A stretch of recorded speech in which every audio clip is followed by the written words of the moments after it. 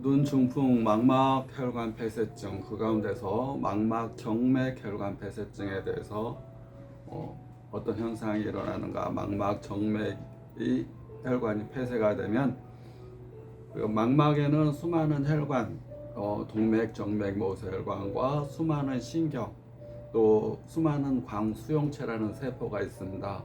망막 주변부에는 600만 개 원볼 모양의 세포가 있고, 망막 주변부에는 막대 모양의 1조 개의 막대 모양의 세포가 있습니다. 빛 에너지를 전기 에너지로 바꾸는 역할을 해주는 광수용체 그 세포가 있고, 그 전기 에너지로 바꿨으면 전기 에너지를 대뇌 후두부로 보내주는 역할, 전선의 역할을 하는 시신경이 있고, 또 세포와 신경, 광수용체 세포와 신경에 혈액을 공급하는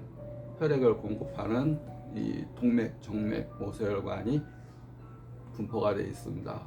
만약에 혈관이 막히거나 터지거나 혈관이 통해서 동맥을 통해 산소 영양분이 신경과 세포에, 광수용체 세포에 공급이 되지 않으면 세포가 손상이 되고, 또 신경이 손상이 되면서 우리가 봐도 사물을 인식하지 못하는 시력장애, 시야장애의 증상이 발생하게 됩니다.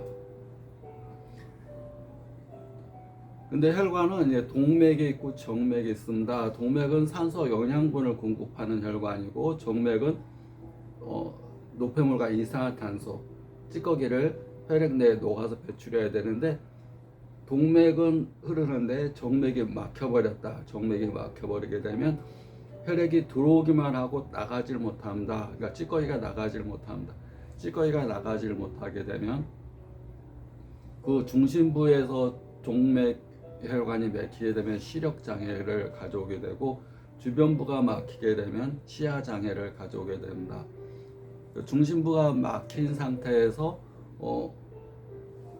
찌꺼기가 나가질 못하고 산소 영양분은, 동맥은 살아있는데 정맥이 막혀서 그 기능을 못한다 그러면 노폐물들이 계속 쌓이게 됩니다. 노폐물이 혈관 내에 쌓이면서 신경과 세포가 손상이 될 수가 있고, 또 중심부만 이렇게 막혔던 것이 찌꺼기들이 혈관 내에 자꾸 쌓이면서 주변부로 안 보이는 증상이 더 발전할 수가 있습니다. 처음엔 시력장애만 있는데 시야장애가 발생할 수가 있습니다. 또 한쪽 눈에만 정맥 혈관이 막혔는데 반대편 눈에도 2, 3년 후에 또 올 수가 있습니다. 이건 혈관성 질환, 동맥과 정맥이 산소 영양분을 공급하고 노폐물, 이산화탄소 배출해야 되는데 나가는 혈관이 정맥이 막혀버렸다. 그러면 찌꺼기가 나가질 못하게 됩니다. 그래서 막힌 걸 뚫어주는 정맥의 노폐물을 배출하는 기능이 될 수 있게끔 그런 한약과 침치료, 또 부항요법, 사열요법을 해서 기능을 좋아지게 합니다. 그리고 노폐물이 쌓였으니까 노폐물이 될 만한 원인 제공을 하지 않아야 됩니다. 노폐물은 고혈압, 당뇨, 고지혈증, 콜레스테롤, 또 폭식하는 습관, 밤을 새는 습관, 독소가 많이 생길 만한 거, 혈액 내 찌꺼기가 많이 생길 만한 걸 최소화해야 됩니다. 최소화하는 가장 첫 번째 방법은 소식하는 겁니다. 한 20% 소식하거나, 적게 먹으면 몸에 상하지 않나요? 그게 아닙니다. 아플 때는 몸의 대사 기능이 떨어지고 찌꺼기가 이 혈관 내에 없어져야 되기 때문에 내가 안 먹음으로 인해서, 좀 적게 먹음으로 인해서 혈관의 노폐물들이 재사용하게 됩니다. 우리 재사용, 계속 먹어대면 그것이 혈관 내에 계속 쌓이는데 내가 안 먹음으로 인해서 그 찌꺼기들이, 만약 혈관 내에 고지혈증이 있다 그러면 그 지방 덩어리가 안 먹음으로 인해서 다시 활용되는 겁니다. 혈액 내에 당이 높다 그러면 내가 적게 먹음으로 인해서 그 당을 재활용되는 겁니다. 내가 그 안에 고지혈증이 많고 콜레스테롤이 많다 그러면 콜레스테롤이 많은 것이, 콜레스테롤이 적당한 것이 건강한 건데 지나친 거니까 내가 적게 먹음으로 인해서 지나친 콜레스테롤을 재활용해서 내 안에 찌꺼기를 적게 하는 겁니다. 그래서 소식하는 것이 굉장히 필요하고, 또 우리는 낮에는 활동하고 밤에는 휴식하게 되어 있습니다.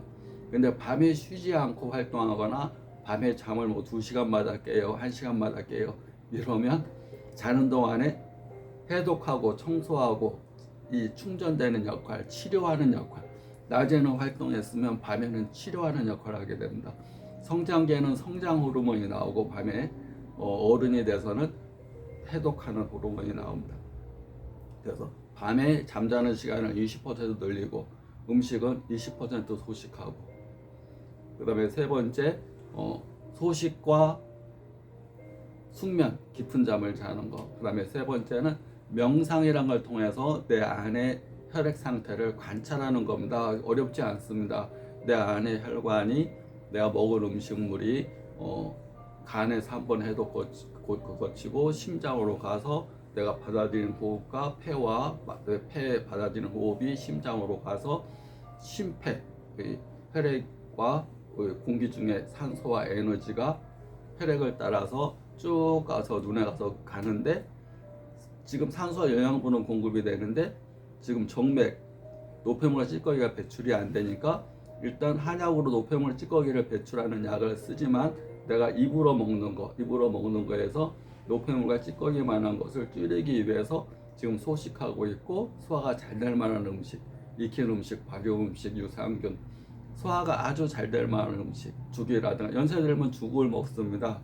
왜냐, 씹는 기능도 떨어지고 유장 기능도 떨어지니까 익혀가지고 죽 갈아가지고 소화가 잘 될 만하게, 아플 때는 그렇게 소화가 잘 될 만한 것이 굉장히 중요합니다. 찌꺼기가 없는 것이 굉장히 중요합니다. 서로 너무 중풍이 걸렸는데 기운이 약하다고 막 거기서 홍삼 먹고 뭐 녹용 먹고, 그런 분들이 가끔 있을 수 있습니다. 그러면 안 됩니다.